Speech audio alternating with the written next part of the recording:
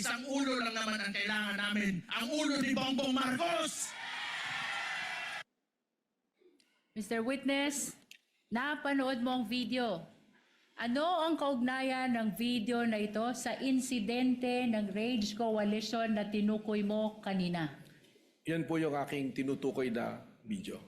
Ano ang partikular na sinabi ni Mayor Sebastian Duterte sa nasabing insidente kung iyong naaalala? Sinabi po niya na isang ulo lang naman ang kailangan namin, ang ulo ni Bongbong Marcos. Mr. Witness, ano ang kahalagahan ng insidenteng ito sa Rage Coalition sa imbestigasyon na ginagawa ng Special Task Force kaugnay ng banta ng Vice Presidente sa buhay ng Presidente? Objection, Your Honor. Up to now, the prosecution has not established the relevance of these incidents to the matter at hand, Your Honor. Your Honor, I'm We're in the objecting on the basis process. of irrelevance, Your Honor. I'm in the process of establishing the relevance already, Your Honor. Counsel, kindly do so as best you can with the shortest possible time.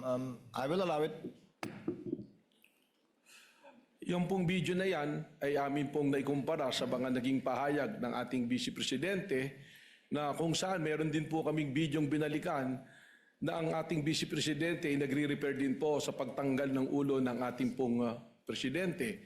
Kung kaya't nakita namin po ang pagkakahambing ng statement po ng ating pong Mayor at ng Vice President Sara Duterte.